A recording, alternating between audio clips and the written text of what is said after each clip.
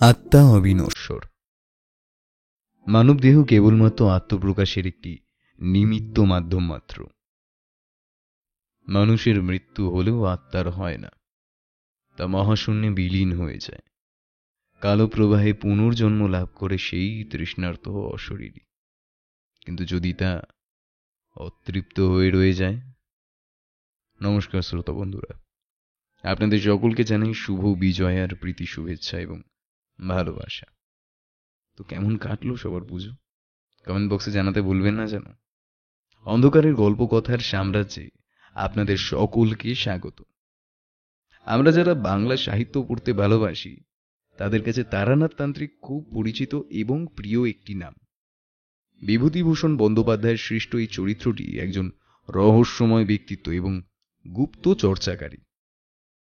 মধ্য কলকাতার মঠ লেন নিবাসী 50-এর মাঝামাঝি বয়সের এই তন্ত্রসাধকটি পেশায় একজন জ্যোতিষী এবং পরিবার বলতে একমাত্র মেয়ে চারি।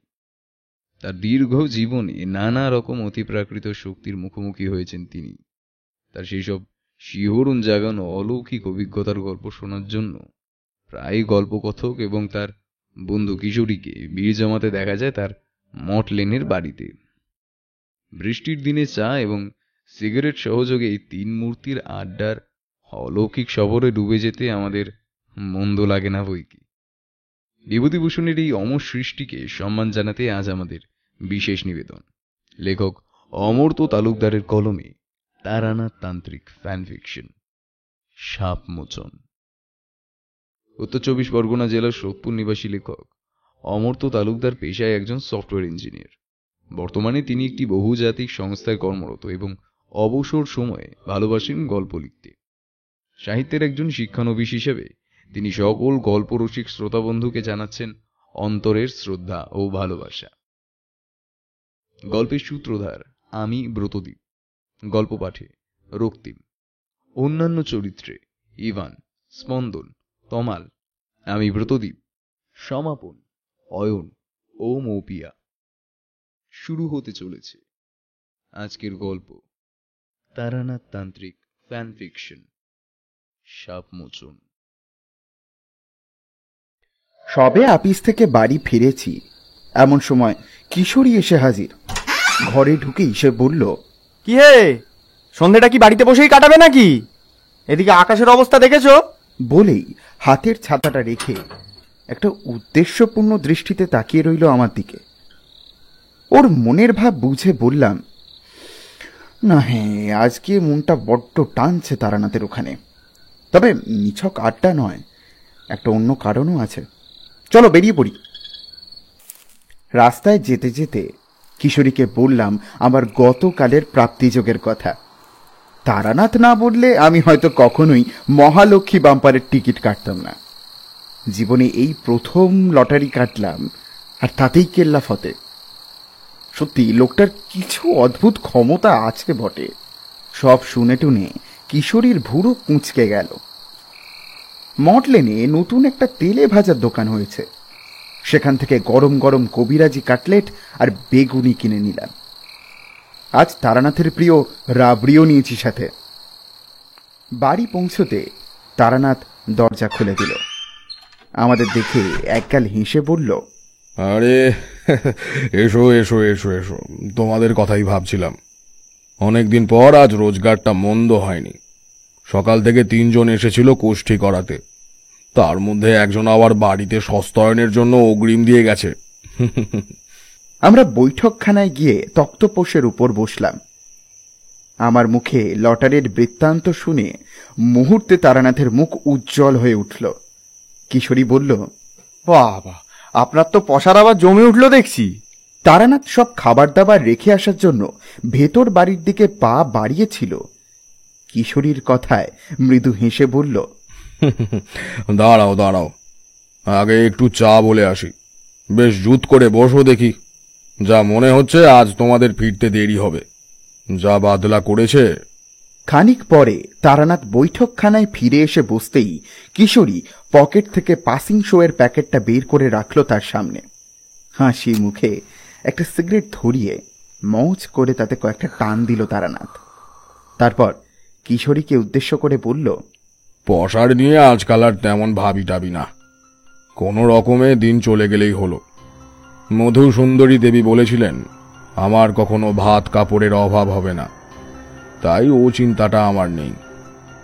জানি একটা না একটা ব্যবস্থা ঠিক হয়ে যাবে। তবে সে ছিল বটে এককালে। ঘোড়দৌড়, শেয়ার কেনা বেচা প্রভৃতির পরামর্শ নেবার জন্য বড় বড় ব্যবসাদার, এমনকি রাজা মহারাজার গাড়ি লাইন দিয়ে দাঁড়িয়ে থাকতো আমার বাড়ির সামনে। সে বেটা মারোয়াড়ির গল্প তো তোমাদের আগেই বলেছি। এরপর একটু থেমে তারানাথ বললেন, আসলে প্রকৃত সাধন মার্গের পথ ছেড়ে বিষয় বুদ্ধির চিন্তা আমায় পেয়ে বসেছিল, আর সে কারণেই শক্তির অপব্যবহার করে শক্তিই কমে গিয়েছিল আমার অনেক। খানিক চুপ করে থেকে কিশোরী হঠাৎ বলল, আচ্ছা ঠাকুরমশাই, আপনি তো শুনেছি মুখ দেখে মানুষের মনের কথা বুঝতে পারেন, কিন্তু কখনো নিজের মনের কথা কারুর ভেতরে চালান করতে পেরেছেন? মানে ওই যাকে ইংলিশে বলে হিপনোটিজম, কাউকে নিজের ইচ্ছে মতো পরিচালনা করা আর কি। শুনে তারানাথ খানিক চুপ করে রইল। এরপর সিগারেটের দগ্ধাবশেষ ছাইদানি হিসাবে ব্যবহৃত নারকেল মালায় গুঁজে দিয়ে চোখ বন্ধ করে কি একটা বিড়বিড় করে ঘরের এক কোণে এক দৃষ্টে চেয়ে রইল। তার দৃষ্টি অনুসরণ করে সেদিকে তাকাতে আমি আর কিশোরী ভীষণভাবে চমকে উঠলাম। দেখলাম সেখানে দাঁড়িয়ে আছে তারানাথের মেয়ে চারি। না, এতে অবশ্যই অবাক হবার মতো কিছু ছিল না, কিন্তু আমরা দুজনেই একসঙ্গে দেখলাম সেই ছোট্ট চারিকে, যে আমাকে দেখলেই নিত্য নতুন লেসের ডিজাইনের জন্য বায়না ধরত। অবাক হয়ে তাকিয়ে আছি, এমন সময় দরজা ঠেলে ঘরে ঢুকলো চারি, রেকাবিতে মুড়ি মাখা, তেলে ভাজা আর চা সাজিয়ে। আমার দিকে তাকিয়ে বলল, কাকাবাবু ভালো আছেন? আমি কোনো রকমে একটা কাষ্ঠ হাসি ছেড়ে ঘাড় নাড়লাম। ঘরের কোণে সেই মূর্তিটা ততক্ষণে মিলিয়ে গেছে। আমাদের বিহবল অবস্থাটা বেশ উপভোগ করতে করতে তারানাথ বলল, কালই চারি শ্বশুর বাড়ি থেকে এসেছে, এবারে বেশ কয়েকটা দিন থাকবে আমার কাছে। চারি হাসি মুখে চলে গেল। আমি আর কিশোরী দুজনেই চুপ করে বসে রইলাম।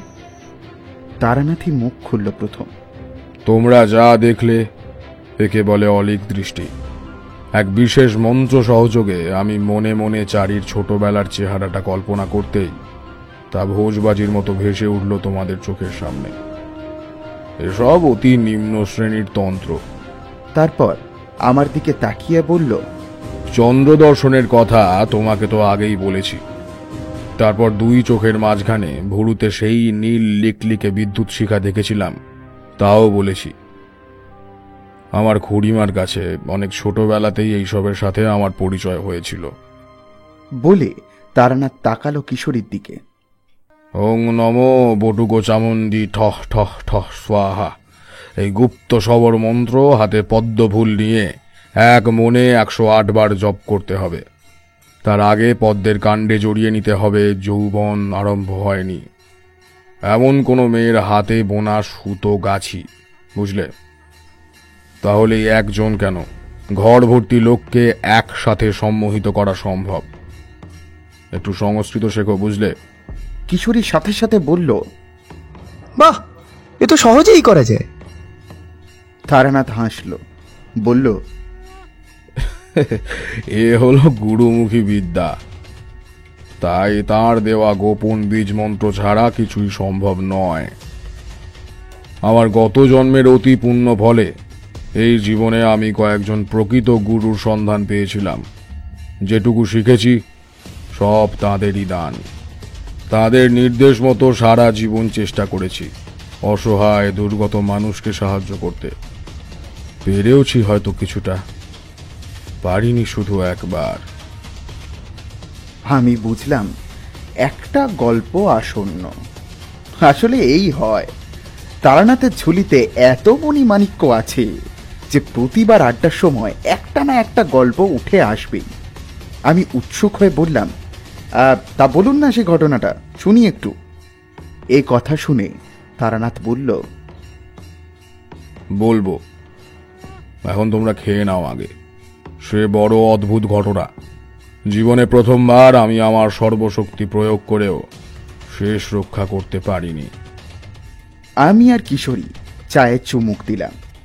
তারানাথ গল্প শুরু করলো। এই ঘটনা যে সময়ের, তখন মধুসুন্দরী দেবীর ব্যাপারটা মিটে গিয়েছে। আমি বরাকরের পার ছেড়ে উত্তর বুকে বেশ কিছুদিন যাবৎ হাঁটছি। সারাদিনই প্রায় পথ হাঁটি। সন্ধে হলে কোনো মন্দিরের চাতালে বা গৃহস্থের বাড়িতে আশ্রয় নিই, পরদিনই আবার বেরিয়ে পড়ি। তখনকার দিনে গ্রামের মানুষ ছিল অন্যরকম। তাদের মনে অত প্যাঁচবোধ ছিল না। অতিথি সৎকারে তারা কোনো কার্পণ্য করত না, আর সাধু বা ব্রাহ্মণ দেখলে তো কথাই নেই। কিন্তু আমার এই বিনি পয়সার ভোজ মোটেই ভালো লাগতো না। আসলে দুটো ভাতের জন্য তো ঘর ছাড়েনি, ছেড়েছিলাম সাধু সঙ্গ করব বলে। এরকম আরও কিছুদিন চলার পর একদিন পথ হেঁটে ক্লান্ত অবস্থায় সন্ধ্যের মুখে একটা ভাঙা দেউল চোখে পড়ল। আশেপাশে কোনো লোক নজরে এলো না।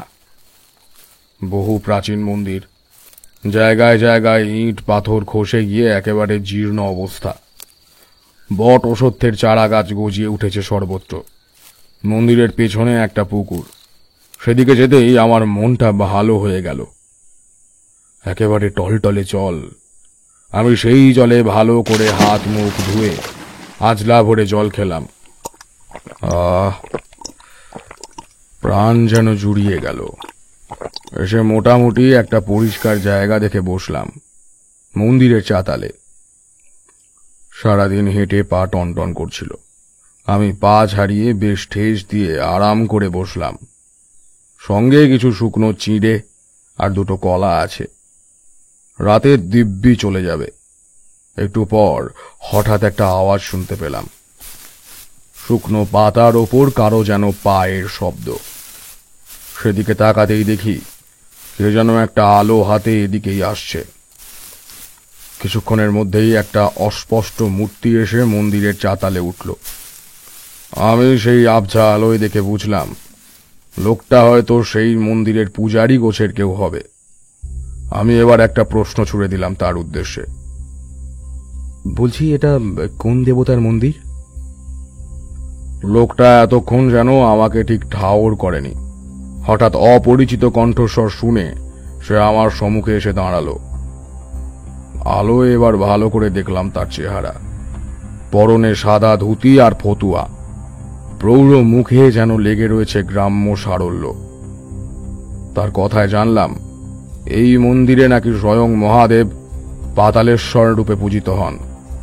বহু বছর আগে এখানে পুকুর কাটার সময় গ্রামের মানুষ মাটির তলায় এই শিবলিঙ্গ দেখতে পায়। সেই থেকে তা একইভাবে পুজো হয়ে আসছে। শুনে আমার ভারী ভালো লাগলো। হাঁটতে হাঁটতে অবশেষে বাবার থানে এসে উঠলাম। পুরোহিত সন্ধ্যা আরতি শুরু করল।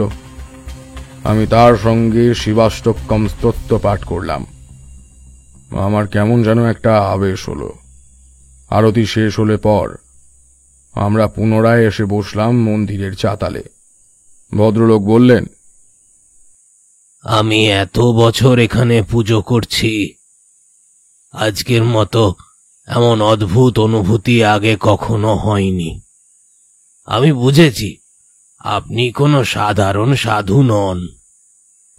আমি এ কথার কোনো উত্তর না দিয়ে তাকে জিজ্ঞেস করলাম, আচ্ছা, এখানে কাছাকাছির মধ্যে কোনো গ্রাম? তিনি বললেন, এখান থেকে মাত্র কয়েক ক্রোশ দূরেই গ্রাম, পুতুল জোড়। আর গ্রামের প্রবেশ পথেই নাকি এই শিব মন্দির। ভদ্রলোক আমাকে তার বাড়িতে নিয়ে যাওয়ার জন্য জোরাজুরি করতে লাগলো, কিন্তু আমি রাজি হলাম না। বললাম আমার খোলা আকাশের নিচে রাত কাটানোর অভ্যেস আছে। রাত একটু গভীর হলে তিনি উঠে পড়লেন। যাবার সময় নমস্কার জানিয়ে বললেন তার নাম নরোত্তম মিশ্র, আর এও বললেন পরদিন দুপুরে যেন আমি তার আতিথ্য গ্রহণ করি। আমিও প্রতি নমস্কার জানিয়ে তাকে বিদায় নিলাম। পরদিন বেশ সকাল সকাল আমার ঘুম ভেঙে গেল। বেলা তখনও হয়নি, কিন্তু খোলা জায়গায় রোদ উঠে গেলে আর সেখানে শোয়া বসা কিচ্ছু যায় না। গ্রাম দেশে সকাল হয় অনেক তাড়াতাড়ি। শহরে তোমরা হয়তো তখনও বিছানা ছেড়ে ওঠোই না। আমি পুকুরে একটা ডুব দিলাম। গ্রীষ্মের দাবদাহে নদী বা পুকুরের স্বচ্ছ ঠান্ডা জলের আবহনে, আর সেই জলে স্নান করে কি যে শান্তি, সে শহরের লোক বুঝবে না বাবা। কাল রাতে এ পুকুরের জল খেয়েই বুঝেছিলাম ঠিক যেন চিনির পানার মতো মিষ্টি। আর দিনের আলোয় ভালো করে দেখলাম একেবারে কাক চক্ষু জল। পাড়ে এসে গা মুছে মন্দিরের চাতালে এসে বসলাম। সবে একটু তামাক খাওয়ার উদ্যোগ করছি, এমন সময় নরোত্তম মিশ্র দেখা দিলেন। তবে তিনি একা নন, তার সাথে আজ অন্য একটি তরুণ রয়েছে। বেশ বলিষ্ঠ চেহারা, পরনে পাট ভাঙা ধুতি, ফুলকারি করা বনিয়ান, পায়ে দামি কটকি জুতো, মুখশ্রী এবং পোশাকে সম্ভ্রান্ত বংশের ছাপ সুস্পষ্ট। বয়স ওই আন্দাজ বছর 30-এর মধ্যেই হবে। সে এসেই আমাকে প্রণাম করে, তারপর আমার সামনে বসলো। হাত জোর করেই সে বলল, আমার নাম উপেন্দ্রনাথ রায়চৌধুরী। আমি পুতুলজোর গ্রামের জমিদার বংশের বর্তমান ও একমাত্র উত্তরাধিকারী। ঠাকুরমশাইয়ের মুখে কাল রাতেই শুনেছি আপনার কথা।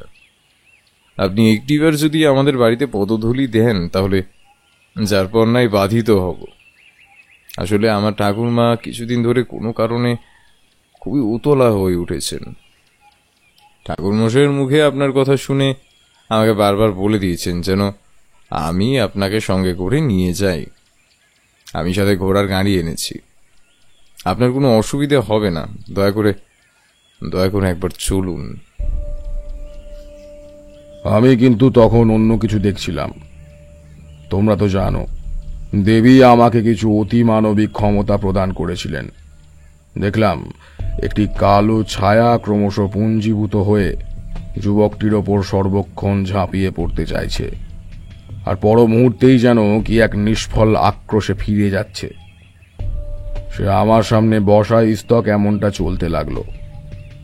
সে কথার কোনো উল্লেখ না করে আমি এবার তাকে বললাম, আজ দুপুরে আমি ঠাকুরমশাইয়ের বাড়ি যাব, বিকেলে আপনাদের ওখান থেকে ঘুরে আসবো না হয়। শুনে সে যেন কিছুটা আশ্বস্ত হলো। নরোত্তম মিশ্রের নিত্য পূজা হয়ে গিয়েছিল। তিনি একপাশে দাঁড়িয়ে আমার কথা শুনছিলেন। এবার এগিয়ে এসে বললেন, আপনি কিছু চিন্তা করবেন না ছোটবাবু, বিকেলে আমি নিজে ওনাকে নিয়ে যাব জমিদার বাড়ি। আপনি নিশ্চিন্ত থাকুন। বেশ। বলে উপেন্দ্রনাথ পুনরায় আমায় প্রণাম করতে যাচ্ছিল। আমি তাকে বাধা দিয়ে বললাম, ঈশ্বরের স্থানে অন্য কাউকে প্রণাম করতে নেই। বলে সে সম্মতিসূচকভাবে ঘাড় নেড়ে তখনকার মতো প্রস্থান করল। আমি নরোত্তম মিশ্রকে কি ব্যাপার জিজ্ঞাসা করতেই তিনি আমতা আমতা করতে লাগলেন। বুঝলাম দেশ গায়ে শিষ্টাচার এখনো কিঞ্চিত অবশিষ্ট আছে। জমিদার বাড়ির অন্দরমহলের খবর নিজ মুখে আমায় বলতে তিনি কুণ্ঠা বোধ করছেন। ওনার এই সৌজন্যতা দেখে আমারই এবার লজ্জা করল। তাই আর কথা না বাড়িয়ে তার সাথে বেরিয়ে পড়লাম পুতুলজোড় গ্রামের উদ্দেশ্যে। পুতুলজোড় গ্রামটা ছবির মতো সুন্দর। সেরকম একটা ঘন বসতি নেই, একটু ফাঁকা ফাঁকা। অনতি দূরে এক একটা বাড়ি ঘর। চারিদিকে আম, কাঁঠাল, বাঁশবাগানে ভরা। অবিরত শালিক চড়ুইয়ের আওয়াজ কানে ভেসে আসছে। গ্রামে প্রবেশের পর কিছু দূর যেতেই নরোত্তম মিশ্রের বাড়ি পৌঁছলাম। পাকা বাড়ি নয়, টালির ছাউনি দেওয়া মাটির দালান। বাড়িতে ঢুকতেই মস্ত উঠোন, তার এক পাশে ধানের মড়াই। উঠোনের মাঝামাঝি একটা তুলসী বেদি রয়েছে, অন্য আরেকদিকে কয়েকখানা ঘর। সচ্ছল গৃহস্থের সর্বত্র একটা লক্ষ্মীশ্রীর ভাব চোখে পড়ল। ঘরের ভেতর থেকে একটা মেয়ে মানুষ ঘোমটা টেনে এসে দাওয়ায় এক ঘটি জল আর গামছা রেখে গেল। ঠাকুরমশাই সেদিকে তাকিয়ে মৃদু হেসে বললেন, আগে আমার পরিবার। আমি হাত মুখে জল দিয়ে দাওয়ায় বসলাম। একটি 10-12 বছরের মেয়ে এসে আমায় হুঁকোটিকে সেজে দিয়ে গেল। তখনও গ্রামের দিকে এই সিগারেটের চল হয়নি। আস্তে আস্তে অনেকক্ষণ ধরে তামাক খাওয়ার সে মজা আলাদা ছিল, সিগারেটে সে মজাটাই আসে না। আমি নরোত্তমকে জিজ্ঞাসা করলাম, এ কি আপনার মেয়ে? তিনি একটু চুপ করে থাকলেন, তারপর বললেন, আগে না, এ হলো আমার ভাগ্নি। এ বাপ মা মরা মেয়ে আসলে, তাই ওকে আমি নিজের কাছে এনে রেখেছি। এমনিতে আমরা নিঃসন্তান। আমার শুনে একটু মায়া হলো। হঠাৎ একটা কথা মনে হতে আমি এবার তাকে বললাম, জমিদার বাড়িতে বোধ করি আপনার বেশ যাতায়াত আছে, তাই না? আগে বংশ পরম্পরায় ওরা আমাদের যজমান। আমার ঠাকুরদা শ্রী পুরুষোত্তম মিশ্র ওদের বাড়িতে নারায়ণ শিলা স্থাপন করেছিলেন। শুনেছি তিনি ছিলেন সেই পরিবারের অভিভাবকের মতো। তার পরামর্শ ছাড়া কিচ্ছুটি হবার জো ছিল না। আমার বাবা দ্বিজোত্তম মিশ্র সেই ধারা অক্ষুণ্ণ রেখেছিলেন, কিন্তু অল্প বয়সেই সর্পাঘাতে তাঁর মৃত্যু ঘটে। সেই থেকে আমি সেই দায়িত্ব পালন করে চলেছি। শুনেছি এই পরিবারের উপর নাকি কোনো এক ভয়ঙ্কর অপশক্তির কুদৃষ্টি আছে। বেশ কয়েকটা দুর্ঘটনাও ঘটেছে এর পূর্বে। তার কথায় ছেদ পড়ল। দেখলাম সেই বাচ্চা মেয়েটি আবার দাওয়া এসে দাঁড়িয়েছে। এর মধ্যেই সেখানে আসন পাতা হয়েছে, কাঁসার পাত্রে জল দেওয়াও হয়েছে। আচ্ছা চলুন চলুন, এবার একটু কিছু মুখে দেবেন, চলুন, বললেন নরোত্তম মিশ্র। আমি এতক্ষণ এক মনে শুনছিলাম তার কথা। গন্ডগোল যে একটা আছে সে তো আজ সকালে উপেন্দ্রনাথকে দেখেই আমি বুঝেছিলাম। তাকে আর সে ব্যাপারে কিছু বললাম না, কিন্তু তখনও কি জানতাম যে কি সাংঘাতিক অভিজ্ঞতার সম্মুখীন হতে চলেছি আমি। দুপুরে খাওয়া দাওয়া ভালোই হলো।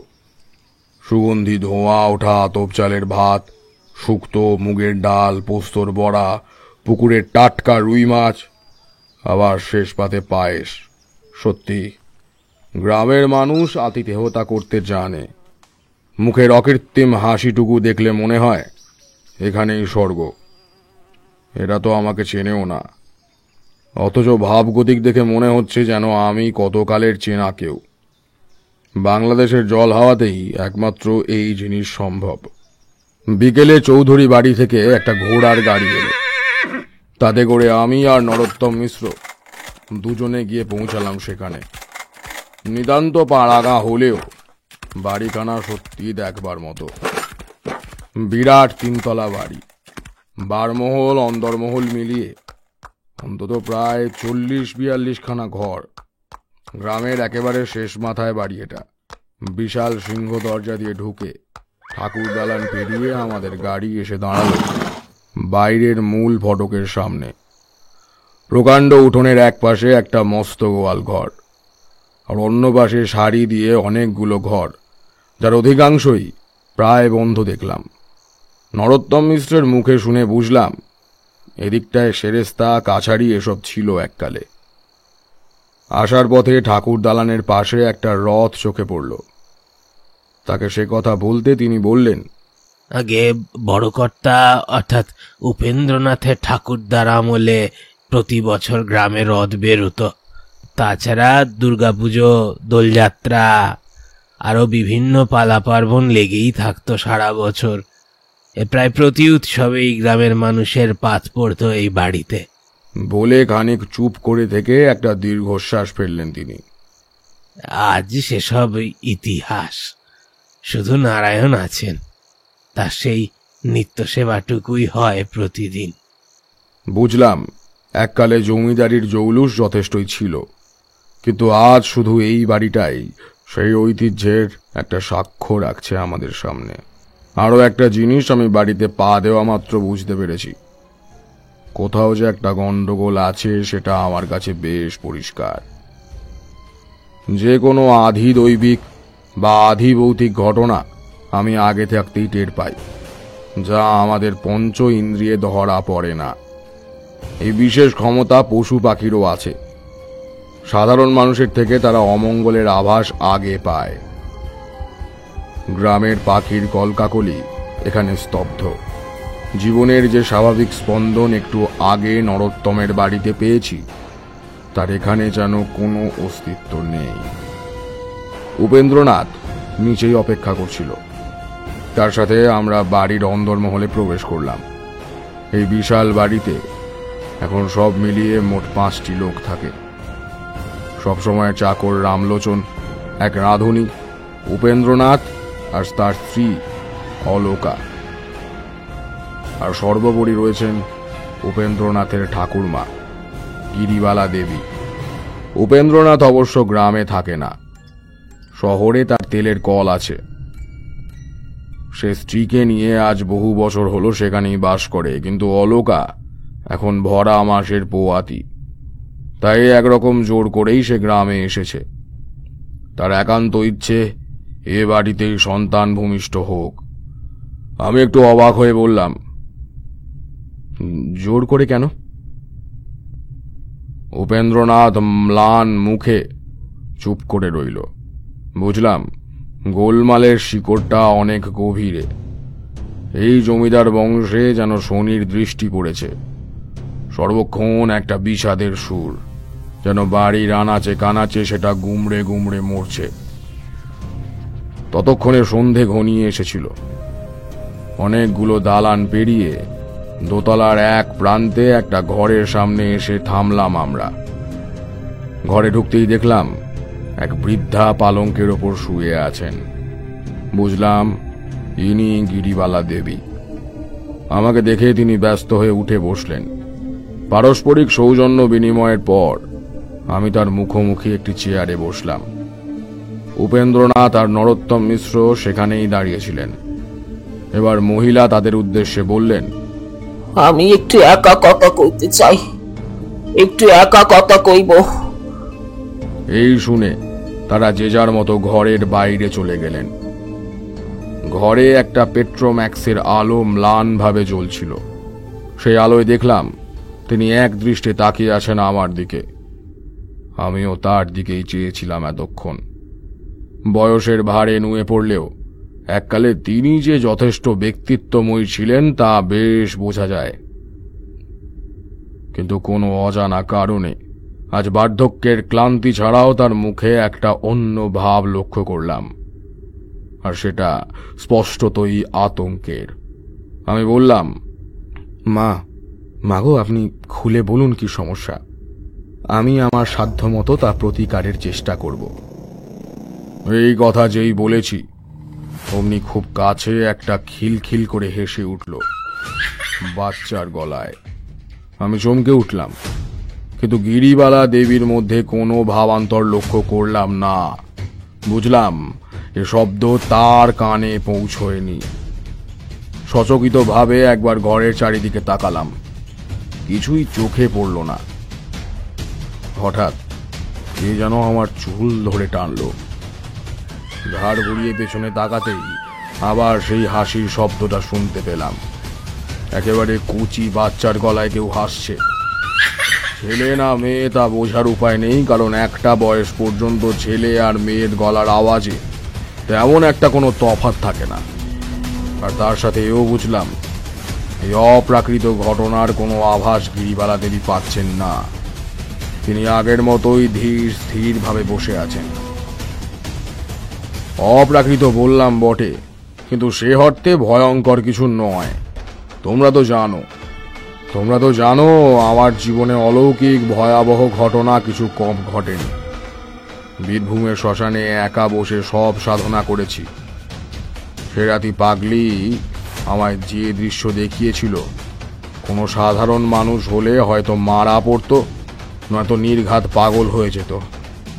সেই রাত আমি আজও ভুলিনি।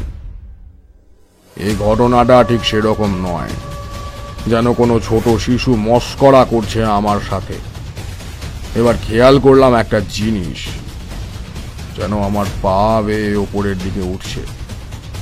অনেকটা আরশোলা গায়ে উঠলে যেরকম মনে হয়, কতকটা সেরকম। আমি মনে মনে একটা মন্ত্র উচ্চারণ করে হাতের বুড়ো আঙুলটা কপালের মধ্যিখানে একবার স্পর্শ করতেই সেটা থেমে গেল। হাসিটাও বন্ধ হয়ে গেল নিমেষে। তবে কি কোনো বাচ্চা শিশুর প্রেতাত্মা ঘুরে বেড়াচ্ছে বাড়িতে? কিন্তু তাহলে তো সর্বনাশ।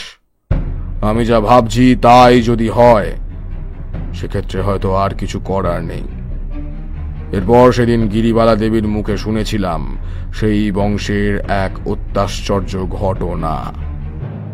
এই সমস্যার সূত্রপাত আমার ছেলে সমরেন্দ্রনাথ, মানে উপেন্দ্রনাথের বাবার আমলে। আমার স্বামীরা দুই ভাই ছিলেন, ধীরেন্দ্রনাথ আর আমার ভাসুর ঠাকুর সেই অতীন্দ্রনাথ।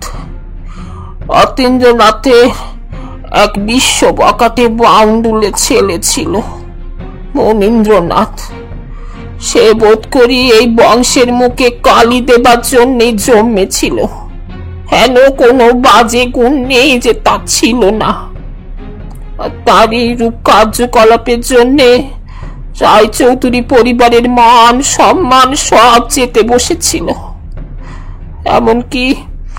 এমনকি বহুবার তাকে গাঁ থেকে তাড়িয়ে দেওয়া সত্ত্বেও কোনো ফল হয়নি।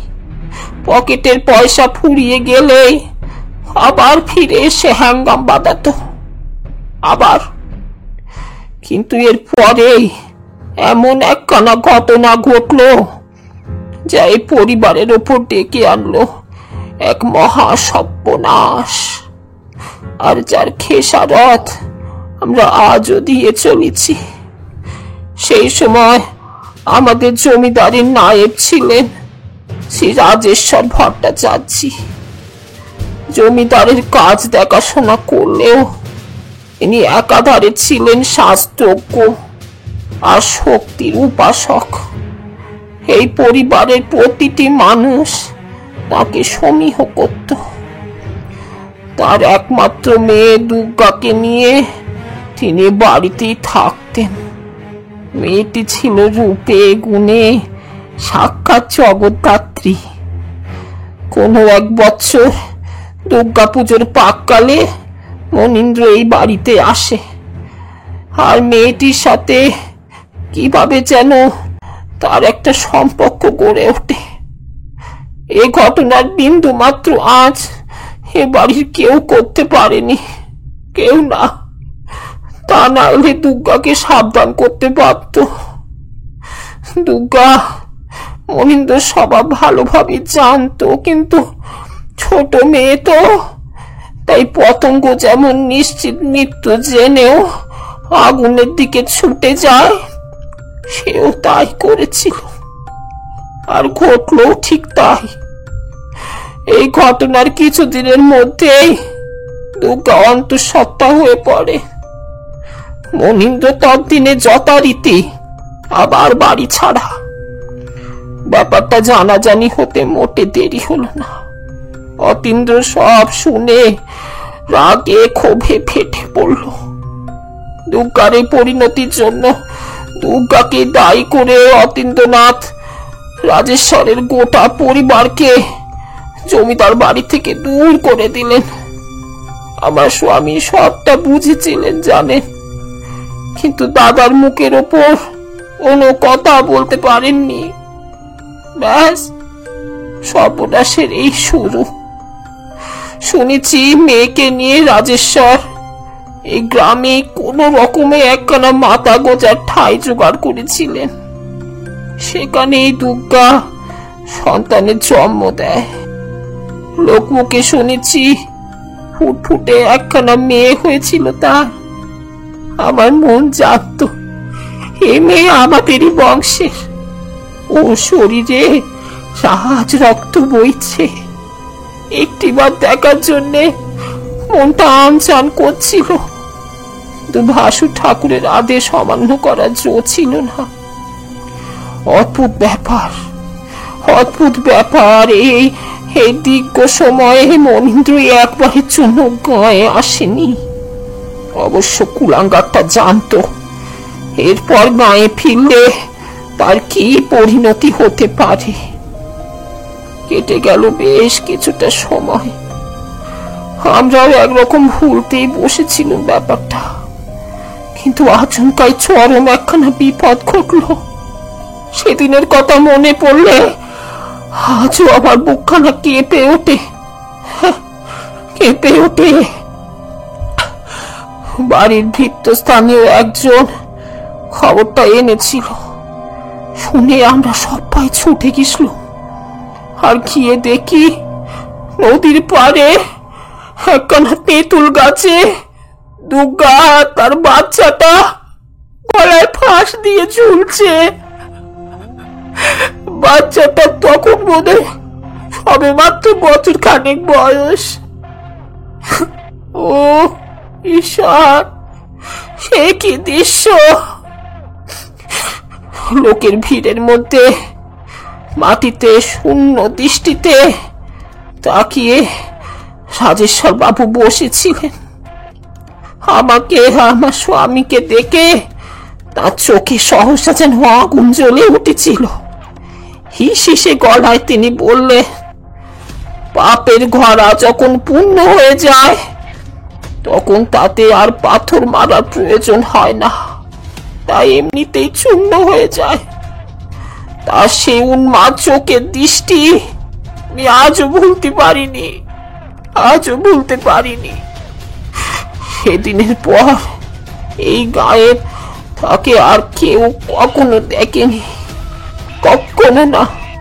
এই পর্যন্ত বলে গিরিবালা দেবী থামলেন। ঘরের মধ্যে একটা থমথমে ভাব। আমি এতক্ষণে গোটা ব্যাপারটা অনেকটাই বুঝতে পেরেছি, কিন্তু আমার মনে যে আশঙ্কার মেঘ জমাট বাঁধছে তার নিরসনের জন্য এখনো কয়েকটা কথা আমার জানা বাকি। আমি প্রশ্ন করলাম, আচ্ছা, দুর্গার সন্তানের কি বিধিবৎ শেষকৃত্য হয়েছিল? প্রত্যুত্তরে তিনি যা বললেন তা শুনে আমার পায়ের তলা থেকে তৎক্ষণাৎ যেন মাটি সরে গেল।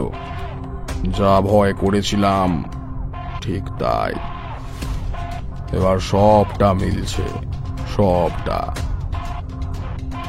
না বাবা, তখন পুরুষোত্তম মিশ্র বেঁচে ছিলেন। এই বংশের কুলপুরোহিত ছিলেন তিনি। তিনি শিশুটিকে নদীতে ভাসিয়ে দেবার বিধান দেন।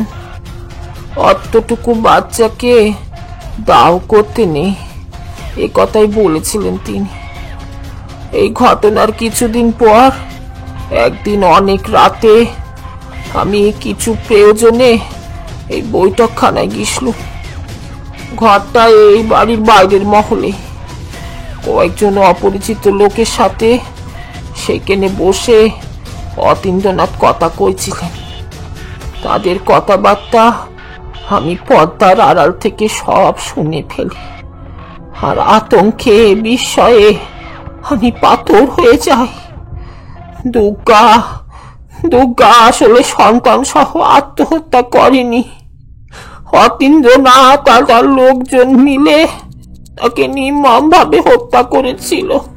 এই বংশের ছোট আভিজাত্য বজায় রাখতে রাজেশ্বরের গোটা পরিবারকে শেষ করে দিয়েছিল তারা। ব্যাস, শেষেরও এই শুরু। এরপর যেন মরক লাগলো বাড়িতে। এত বড় বংশটাকে যেন চোখের নিমেষে জ্বলে পুড়ে খাক হয়ে যেতে দেখলো। প্রথমে গেলেন আমার স্বামী। গভীর রাতে হঠাৎ ভেদ বমি শুরু হলো। ভোর হওয়ার আগেই সব শেষ। আর এর কিছুদিনের মধ্যেই অতীন্দ্রনাথ ধীরে ধীরে পাগল হয়ে গেলেন। এক অদ্ভুত বিগাড় পেয়ে বসলো তাকে। সবসময় লাভ দেওয়ার চেষ্টা করতেন, খাট থেকে, চেয়ার থেকে, কখনো বা মাটিতে দাঁড়িয়ে দাঁড়িয়েই লাভ দিয়ে শিশুর মতো হাততালি দিয়ে উঠতেন।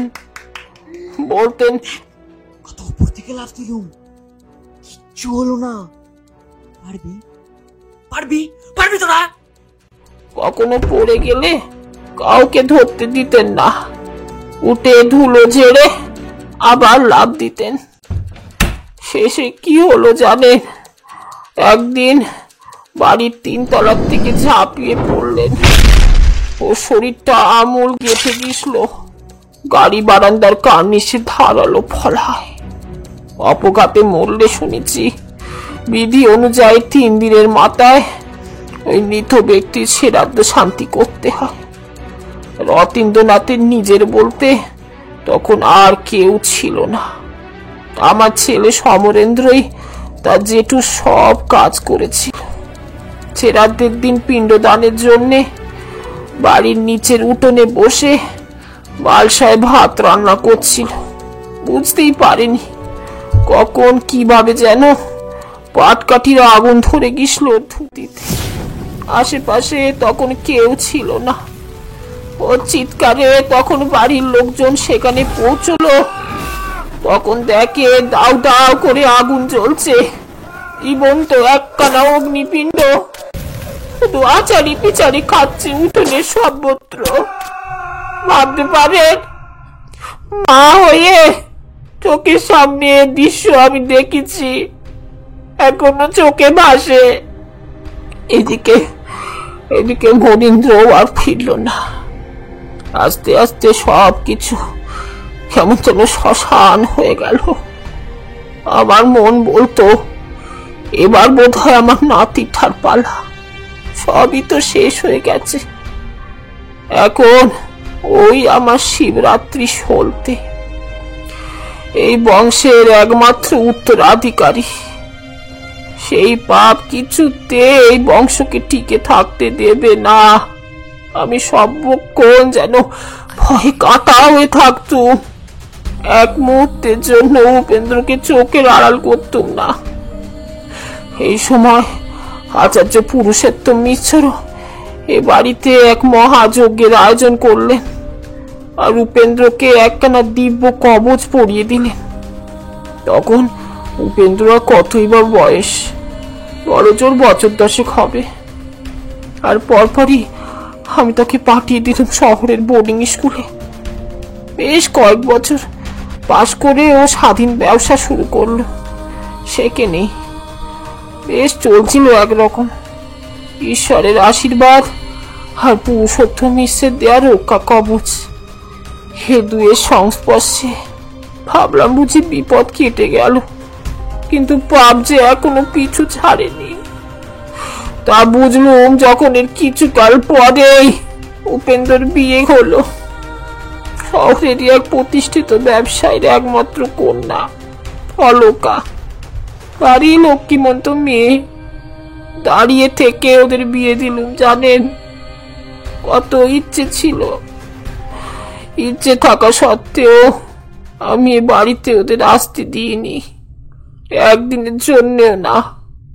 আছে আমার কোনো অনিষ্ট হয় আমার নাতির, আমার নাত বউয়ের। কিন্তু গোলযোগটা বাঁধলো এর পরে। থেকে থেকেই অলকার বাচ্চা নষ্ট হয়ে যায়। বেশ কয়েকবার এরম হলো জানেন। প্রথম কয়েক মাস সব ঠিকঠাক থাকে, তারপর অদ্ভুত ভাবে বাচ্চা পেটেই নষ্ট হয়ে যায়। অনেক ডাক্তার ভর্তি করেও কোনো ফল হয়নি। শেষটায় আজ 1 মাস হলো উপেন্দ্র স্ত্রীকে নিয়ে এই বাড়িতেই এসে উঠেছে। ওর ধারণা এখানে থাকলে অলকা আর তার গর্ভস্থ সন্তান দুজনেই সুরক্ষিত থাকবে। হায় ঈশ্বর, ও যদি জানতো যে কত বড় ভুলও করেছে। এ বাড়ির ঘুমন্ত শয়তান যেন এই দিনটার জন্যেই রক্ত লোলুপ দৃষ্টিতে অপেক্ষা করছিল এতগুলো বছর। অলকা এখন ভরা মাসের পুয়াতি, যে কোনো দিন একখানা ভালো মন্দ কিছু হয়ে যেতে পারে। প্রতিটা মুহূর্ত আমার কাছে যেন দুঃসহ ঠেকছে। ও বাবা, ভগবান যদি আমায় নিতেন, আমায় কেন নিচ্ছেন রে?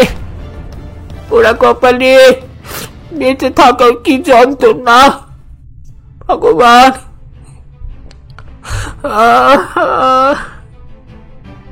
অশ্রুসিক্ত চোখে হাত দুটো এবার বুকের কাছে উঠে এলো মহিলার।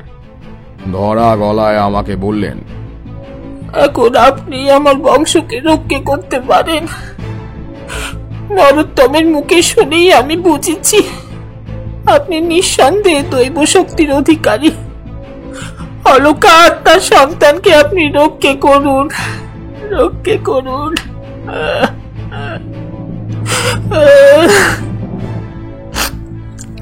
উপেন্দ্রকে রক্ষা করেছিলেন স্বয়ং পুরুষোত্তম মিশ্র।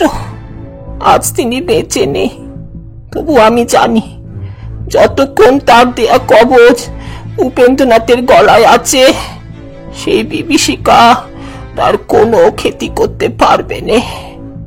কিন্তু অলকার গর্ভে রয়েছে এই বংশের সন্তান, রায়চৌধুরী পরিবারের একমাত্র কুলপ্রদীপ।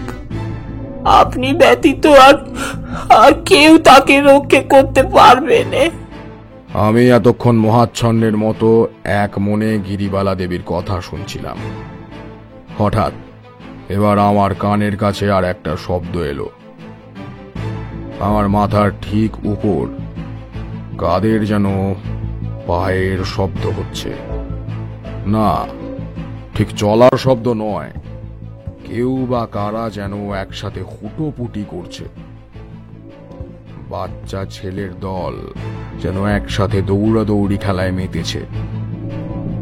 গিরিবালা দেবীর দিকে তাকিয়ে বুঝলাম আগের মতোই সে শব্দ তিনি শুনতে পাচ্ছেন না, কিন্তু আমি ততক্ষণে যা বোঝার বুঝে গিয়েছি। আর এও বুঝতে পেরেছি যে সেই প্রেতাত্মা আমার কোনো অনিষ্ট করতে না পারলেও এই বংশের সন্তানকে সে কিছুতেই জীবন্ত ভূমিষ্ঠ হতে দেবে না, এবং তাকে কাবু করা যে কোনো তান্ত্রিকের পক্ষেই প্রায় দুঃসাধ্য। এ যুদ্ধে জয়লাভ অতি কঠিন। আমি খানিকক্ষণ গুম মেরে সেখানেই বসে রইলাম। তারপর গিরিবালা দেবীর উদ্দেশ্যে বললাম, আমি আপনাকে মিথ্যে সান্ত্বনা দেব না মা। যে বাড়িতে স্বয়ং নারায়ণ অধিষ্ঠান করছেন সেখানে কোনো অমঙ্গলকারী শক্তি থাকতে পারে না, কিন্তু এ কোনো সাধারণ অপশক্তি নয়। তাই আমি আমার সর্বশক্তি দিয়ে চেষ্টা করলেও তার পরিণাম কি হবে তা আমি বলতে পারি না। এখন শুধু ঈশ্বরকে ডাকুন, তিনি সর্বমঙ্গলময়। তাই একমাত্র তিনি চাইলেই সব দুর্যোগ কেটে যাবে। আমার কথা শুনে তিনি যেন চেষ্টা করেও কিছু বলতে পারলেন না। আমি বাড়িটা আরো ভালো করে দেখবার জন্য তখনকার মতো সেখান থেকে উঠে পড়লাম। সে রাতে আমার এক বিচিত্র অভিজ্ঞতা হলো। আমার শোয়ার ব্যবস্থা হয়েছিল একতলায় অতিথিশালার একটি ঘরে। একটা ব্যাপার আমি খেয়াল করেছিলাম। আমি তারানাথ, যে কিনা সারা জীবন একাধিক অলৌকিক এবং ভয়াবহ অভিজ্ঞতার সম্মুখীন হয়েছি, সেই আমিও কেমন একটা ঘোরের মধ্যে চলে গেলাম। বীরভূমের শ্মশানে একা বসে সারা রাত সব সাধনা করেছি। বরাকর নদীর তীরে পঞ্চমুণ্ডির আসনে বসে মধুসুন্দরী দেবীর ধ্যান করে তার দর্শন লাভ করেছি। শ্মশানে কাপালিককে চোখের সামনে বেতাল জাগাতে দেখেছি, কিন্তু কই, কখনো তো এমন হয়নি। আজ তবে আজ তবে আমার কি হলো? রাতে রামলোচন কাঁসার থালায় ঘিয়ে ভাজা লুচি, ছোলার ডাল, খাসির মাংস আর বাড়ির গরুর দুধে তৈরি ক্ষীর সাজিয়ে রেখে গেল, কিন্তু কিছুই যেন মুখে তুলতে পারলাম না। এক অদ্ভুত বিষণ্ণতা তখন আমায় গ্রাস করছে। রাত তখন প্রায় শেষ প্রহর হবে। একটা চাপা অস্বস্তিতে ঘুমটা ভেঙে গেল। কি যেন একটা জিনিস, কি যেন একটা জিনিস আমার বুকের ওপর চেপে বসেছে, আর সে কারণেই ভালো করে নিঃশ্বাস নিতে পারছি না। ঘরের চারিপাশে নিশ্ছিদ্র অন্ধকার ছাড়া আর কিছুই চোখে পড়ল না। আমি অন্ধকারে হাত চালালাম, হাতে আমার কিছুই ঠেকল না, অথচ বুকের ওপর চাপটা ক্রমশ বেড়েই চলেছে। হঠাৎ আমার মনে হলো রাতে শোয়ার সময় গাত্রবন্ধন করা হয়নি। এ কথা মনে হতেই একটা মন্ত্র মনে মনে আওড়াতে শুরু করলাম। কিছুক্ষণ যেতেই বুঝলাম চাপটা কমছে। ধীরে ধীরে কমতে কমতে সেটা একেবারেই থেমে গেল। আমি বিছানার উপর উঠে বসলাম। এ বাড়িতে আসা অবধি সেই অপশক্তি বারবার আমার দৃষ্টি আকর্ষণ করেছে, যেন কিছু বলতে চাইছে আমাকে। ঘরের এক কোণে একটা হারিকেন রাখা ছিল, তার পোলতেটা একটু উস্কে দিলাম। ঘরে কোথাও কেউ নেই, কিন্তু আমার ষষ্ঠ ইন্দ্রিয় যেন বলল আমি সেখানে একা নই। আরো একটা কিছুর অস্তিত্ব যেন সেই ঘরের অন্ধকারের মধ্যে মিশে আছে। অজান্তেই আমার গায়ে কাঁটা দিল। হঠাৎ এবার আপনা থেকেই ঘরের দৌড় খুলে গেল। আমি মনকে শক্ত করে আলোটা নিয়ে বাইরে বেরিয়ে এলাম। এদিক ওদিক তাকাতেই আমার চোখ গেল মেঝের দিকে। খুদে খুদে অস্পষ্ট একটা পায়ের ছাপ লক্ষ্য করলাম সেখানে, যেন কোনো শিশুর পায়ের ছাপ। ছাপটা এগিয়ে গেছে দোতলার অন্ধকার সিঁড়ির দিকে, আর সেটা শুরু হয়েছে আমারই ঘরের সামনে থেকে, যেন এই মাত্র কেউ আমার ঘর থেকে বেরিয়ে দোতলায় উঠেছে। আমি সিঁড়ির দিকে এগিয়ে গেলাম। দোতলায় ওঠার পর আমার খটকা লাগলো। পায়ের ছাপটা মূল দালানের দিকে না গিয়ে এগিয়ে গেছে উল্টো দিকে। উপেন্দ্রনাথ বলেছিল দোতলার এই দিকটায় কোনো ঘর নেই। আমি ছাপটাকে অনুসরণ করলাম। লম্বা বারান্দাটা যেখানে শেষ হয়েছে সেখানে একটা খোলা ঝুল বারান্দা রয়েছে। সেখান থেকে বাড়ির উত্তরে নদীটা দেখা যায়। পায়ের ছাপটা এখানেই শেষ হয়ে গেছে, যেন কেউ ঠিক এইখানে এসে আচমকাই কর্পূরের মতো উবে গেছে বাতাসে। আমি ঝুল বারান্দায় এসে দাঁড়ালাম। সেই অপার্থিব নিস্তব্ধতা যেন এখানে আরো প্রকট। গাছের একটা পাতাও যেন কোথাও নড়ছে না। হঠাৎই আমার চোখ গেল নদী তীরের ঘন জঙ্গলের দিকে। দেখলাম দুটো আবছায়া ছায়া মূর্তি সেখানে পাশাপাশি দাঁড়িয়ে রয়েছে। এখান থেকে তাদের চেনার কোনো উপায় নেই, কিন্তু অবয়ব দুটো স্পষ্ট বোঝা যাচ্ছে।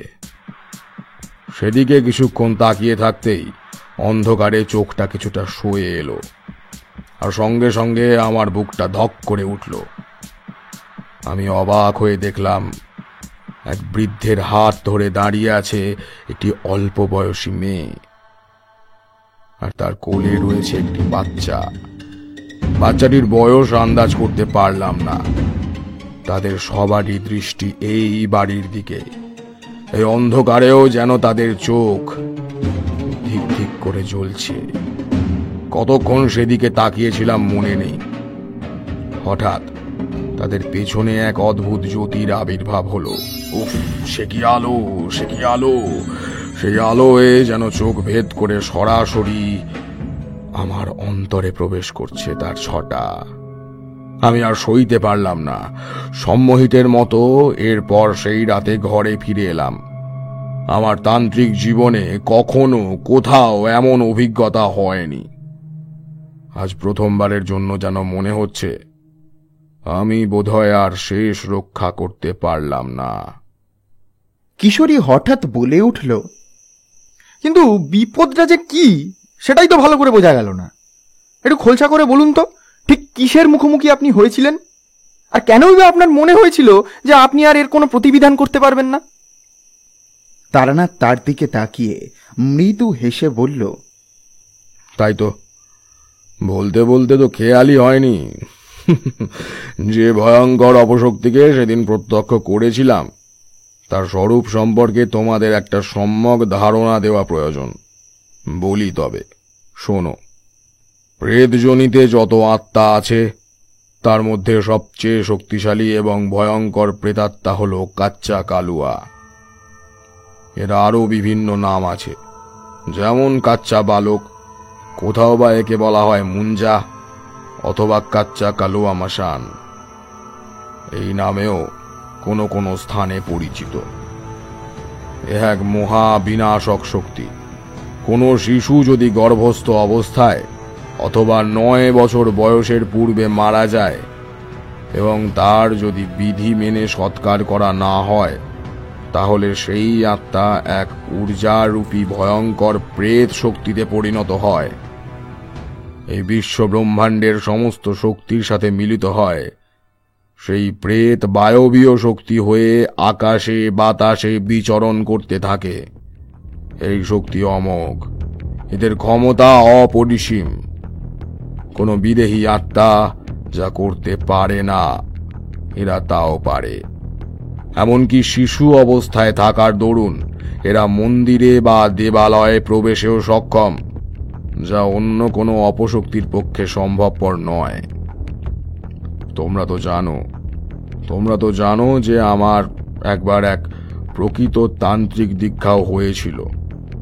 আমার গুরুর কাছে জেনেছিলাম নিবৃত্তি মার্গের কোনো কোনো সাধকও নাকি তন্ত্রের এক গূঢ় অভিচার ক্রিয়ার দ্বারা এই আত্মাকে জাগিয়ে তুলতে পারে, এবং তখন সেই তান্ত্রিকের অসাধ্য আর কিছুই থাকে না। আরো একটা কথা জানো কি? বিবাহকে হিন্দু শাস্ত্রে অতি পবিত্র মনে করা হয়। যে সকল সন্তান বিবাহ বহির্ভূত সম্পর্কের ফলস্বরূপ জন্ম নেয় তাদেরই কাচ্চা কালুয়া হওয়ার প্রবণতা সবচাইতে বেশি। ভেবে দেখো একবার, এই সব দোষ একত্রে পেয়েছিল দুর্গা আর মনীন্দ্রর সন্তান। তাই তার পরিণতি যে কি হয়েছিল তা আর বলার অপেক্ষা রাখে না। কিন্তু একটা ভুল আমি করেছিলাম। প্রথমটায় আমার মনে হয়েছিল যে মেয়ের শোকে অন্ধ হয়ে রাজ্যেশ্বরী হয়তো রায়চৌধুরী বংশকে নির্বংশ করতে সেই মহা বিনাশকারী শক্তিকে আহ্বান করেছিলেন। কিন্তু সত্যিটা ছিল অন্যরকম। এ যে আসলে মহা ঊর্জারূপী এক স্বয়ম্ভু শক্তি, তা আমি সেদিন রাতে নদীর চরে সম্মিলিত জ্যোতিপুঞ্জ দেখেই বুঝেছিলাম। মহাজগতের এ এক অপার বিস্ময়। এ কালান্তক শক্তির ক্ষয় নেই, লয় নেই। জীবনকাল সম্পূর্ণ না হওয়া পর্যন্ত প্রেতজনি থেকে এর মুক্তি নেই। সেই রাতে আমি যাদের দেখেছিলাম তারা আর কেউ নয়, রাজ্যেশ্বর, দুর্গা এবং দুর্গার সেই সন্তান। আর তাদের দৃষ্টিতে সেদিন কোনো জিঘাংসা ছিল না, বরং ছিল তীব্র যন্ত্রণা, আর ছিল কি যেন এক অসীম আকুতি। এরপর আমার সামনে একটাই পথ খোলা ছিল, কিন্তু মনে চলছিল এক অদ্ভুত দ্বন্দ্ব। একদিকে কর্তব্য, অন্যদিকে বিবেক। আমার সাধন জীবনের মূল মন্ত্র ছিল দুর্গত মানুষের সেবা করা ও পীড়িতদের মুক্তির পথ প্রশস্ত করা। কিন্তু আজ এ দুটো একসাথেই আমার সম্মুখে উপস্থিত। একদিকে অলকার গর্ভের সন্তান, রায়চৌধুরী বংশের একমাত্র প্রদীপ, আর অন্যদিকে সেই অভাগী দুর্গার হতভাগিনী শিশুকন্যা। কোনো পাপ না করেও প্রেতজনির কালো চক্র থেকে যার মুক্তি নেই। এরপর দিন সন্ধ্যা হব হব করছে, এমন সময় অলকার প্রসব বেদনা উঠল। আমি ইতিমধ্যে আমার কর্তব্য স্থির করে ফেলেছিলাম। সবাই মিলে তাকে নিয়ে যাওয়া হলো বাড়ির বার মহলে, একতলায় আঁতুর ঘরে। আমি এর পূর্বেই অলকার গাত্রবন্ধন করে দিয়েছিলাম। গ্রামের সেই সাধুর দেওয়া মন্ত্র পড়ে গণ্ডি কেটে দিয়েছিলাম আঁতুর ঘরের বাইরে, যাতে কোনো অপশক্তি সেখানে প্রবেশ করতে না পারে।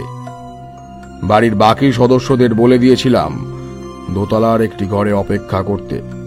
সেই নির্দিষ্ট ঘরের সামনেও একইভাবে গণ্ডি কেটে দিয়েছিলাম। আমার আশঙ্কা ছিল প্রসবকালে সেই প্রেত যদি আঁতুর ঘরে ঢুকতে বাধা পায়, সে আরো ভয়ঙ্কর হয়ে উঠতে পারে এবং নানাবিধ বিঘ্ন ঘটাতে পারে। কিন্তু বিপদ যে আসবে একেবারে অন্য দিক থেকে, তা ঘুণাক্ষরেও টের পায়নি। অনেক ভেবে শেষ পর্যন্ত আঁতুর ঘরের সামনে বসেই মহাকালীর প্রার্থনা শুরু করলাম। গুরু বলেছিলেন, তান্ত্রিক জীবনে যখনই কোনো মহা সংকটে পড়বি, তখন মা কালী তোকে পথ দেখাবেন, কারণ তিনি স্বয়ং আদ্যা শক্তি মহামায়া, যিনি দশ মহাবিদ্যার শীর্ষস্থানে বিরাজ করছেন। দশ মহাবিদ্যার অধীনস্থ যে কোনো শক্তির সৃষ্টি ও লয় তারই হাতে। এই একমাত্র মাই পারেন কাচ্চা কালুয়ারূপী সেই নিষ্পাপ শিশুকে শান্তি দিতে, চিরকালের জন্য মুক্তি দিতে। এক মনে দেবীর উদ্দেশ্যে প্রার্থনা করে চলেছি। আমার সাথে বসে রয়েছে শুধুমাত্র উপেন্দ্রনাথ। আমি নিশ্চিত তার গলায় যে মহামৃত্যুঞ্জয় কবচ আছে, তাতে তার কোনো ক্ষতির সম্ভাবনা নেই। একটু অবাক লাগলো এই ভেবে, যে রূপ আশা করেছিলাম বিঘ্ন বিপত্তি তো কিছুই তেমন ঘটল না। তখনও কি আর জানতাম এরপরে ঠিক কি ঘটতে চলেছে? কোথাও কিছুই নেই, আচমকাই একটা দমকা হাওয়া ছুটে এলো কোথা থেকে। উঠোনে যেন হঠাৎ করেই একটা ধুলোর ঘূর্ণি উঠল। উপেন্দ্রনাথের চিৎকারে এবার আমার হুঁশ ফিরল। তাকিয়ে দেখলাম চারিদিক ধুলোয় ঢেকে গেছে। বেশিক্ষণ চোখ খুলে রাখা কঠিন। সময়টা ঠিক কিরকম জানো? সন্ধ্যের ঠিক পূর্ব মুহূর্তে এমন একটা ক্ষণ আসে যখন আকাশে মৃদু আলো থাকলেও আশেপাশে কিছুই স্পষ্ট বোঝা যায় না। এখনো ভাবলে গায়ে কাঁটা দেয়। আকাশে এক টুকরো মেঘ নেই, বৃষ্টি নেই। হঠাৎই কর্কর শব্দে একটা বাজ পড়ল বাড়ির সামনে। মুহূর্তে আলোয় সাদা হয়ে গেল চারিদিক, আর সেই আলোয় আমি উপেন্দ্রনাথের দিকে তাকিয়ে চমকে উঠলাম। এতক্ষণ আমার চোখে পড়েনি কি সর্বনাশ! তার গলায় কবচ নেই। আতঙ্কে একটা অস্ফুট আর্তনাদ বেরিয়ে এলো আমার গলা থেকে। একি তুমি তুমি কবচ খুলেছ কেন? আমার প্রশ্ন শুনে সে যেন হতবুদ্ধির মতো খানিকক্ষণ তাকিয়ে রইল আমার দিকে। তারপর বলল, কি বলছেন ঠাকুর মশাই? আজ দুপুরবেলা আপনি তো সেই কবচ আমার থেকে চাইলেন, বলেন সেই কবচ গলায় থাকলে নাকি অলকা আর তার সন্তান সুরক্ষিত নয়। আর সাথে এও তো বললেন যে আমি যেন আজ সর্বক্ষণ আপনার সাথে সাথেই থাকি। আমি যেন পাথর হয়ে গেলাম। আমার মুখ দিয়ে কোনো কথা সরল না। এসব আমি বলেছি উপেন্দ্রনাথকে। মনে মনে প্রমাদ গুনলাম। তবে কে গিয়েছিল আমার রূপ ধরে? তাহলে কি? আর যেন ভাবতে পারলাম না। হঠাৎ একটা অপরিচিত শব্দ আমার কানে এলো। প্রবল বিস্ময়ে দেখলাম বাড়ির উঠোনের এক প্রান্তে শিমুল গাছটা ধীরে ধীরে কাত হয়ে পড়ছে এক পাশে। গরুটা মারা পড়বে ঠাকুরমশাই, আপনি দাঁড়ান, আমি আসছি। এই বলে সেদিকে ছুটল উপেন্দ্রনাথ। আমি তাকে ধরতে গেলাম, কিন্তু পারলাম না। সে সেই গাছের নিচে পৌঁছানো মাত্রই গাছটা সশব্দে আছড়ে পড়ল মাটিতে। নিমেষে আমার চোখের সামনে ঘটে গেল ঘটনাটা। একটা বিশ্রী আশঙ্কায় আমার সারা শরীর অবশ হয়ে গেল। সাথে সাথে কানে ভেসে এলো এক রক্ত জল করা আর্তনাদ। হ্যাঁ, একটাই মাত্র আর্তনাদ শুনেছিলাম, আর সেটা কোনো গরুরও ছিল না, ছিল মানুষের। তারানাথ থামল। এতক্ষণ আমি আর কিশোরী মন্ত্রমুগ্ধের মতো তাকিয়েছিলাম তার দিকে।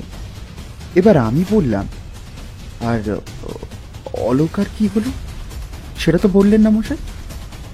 পাশ থেকে কিশোরী বলে উঠল, তাছাড়া শুনে যা মনে হচ্ছে এই উপেন্দ্রনাথ তো গরুটাকে সরিয়ে আনতে গিয়েই একটা দুর্ঘটনার মধ্যে পড়েছিল, তাই না? তারানাথ গভীরভাবে তক্তপোষের দিকে তাকিয়ে বলল, সেদিন অলকার সন্তান জন্ম নিয়েছিল। সেই ঘটনার খানিক পরেই আতুর ঘর থেকে সদ্য ভূমিষ্ঠ শিশুর কান্না শুনতে পেয়েছিলাম, কিন্তু তবু বংশ রক্ষা হলো না, কারণ অলকার গর্ভের সন্তান ছিল কন্যা। কিন্তু সব থেকে অদ্ভুত কি ছিল জানো? সেদিন যখন উপেন্দ্রনাথ গরুর ডাক শুনে তাকে বাঁচাতে সেদিকে ছুটে যায়, আমি কিন্তু দেখেছিলাম অন্য কিছু। আমি সন্ধ্যের আবজা আলোয় স্পষ্ট দেখেছিলাম শিমুলের গাছতলায় দাঁড়িয়ে আছে সেই 3 মূর্তি।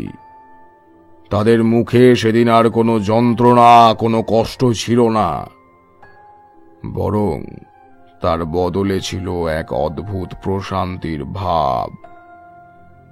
যেন পরম কৃতজ্ঞতার দৃষ্টিতে তারা চেয়েছিলেন আমার দিকে। দেখতে দেখতে সেই 3টি ছায়া শরীর ঊর্ধ্বে উঠে এক উজ্জ্বল আলোক রশ্মিতে বিলীন হয়ে যায়। বলাই বাহুল্য যে উপেন্দ্রনাথ আর বাঁচেনি, কিন্তু দুর্গার হতভাগ্য সন্তান মুক্তি লাভ করেছিল। সেদিন আমার প্রার্থনায় সত্যিই কোনো ফল হয়েছিল কিনা জানি না, তা জানেন শুধু মঙ্গলময় পরমেশ্বর। রাত অনেক হয়ে গিয়েছিল। তারানাথের থেকে বিদায় নিয়ে রাস্তায় বেরিয়ে এলাম। বৃষ্টি অনেকক্ষণ থেমে গেছে। আমি আর কিশোরী দুজনেই চুপচাপ পথ হাঁটছিলাম। কিছু দূর আসতেই চৌরঙ্গির আলো চোখে পড়ল। কিশোরীকে জিজ্ঞেস করলাম, কি বুঝলে? কিশোরী কিছু না বলে আমার দিকে তাকিয়ে একবার মুচকি হাসল। আমি বললাম, আর কিছু না, কিন্তু গল্পের শেষে আমি স্পষ্ট দেখেছি তারানাথের চোখে জল। কিশোরী বলল, আমিও দেখেছি। যাই হোক, এবার পা চালাও তাড়াতাড়ি, নইলে আবার কাল অফিসে দেরি হয়ে যাবে।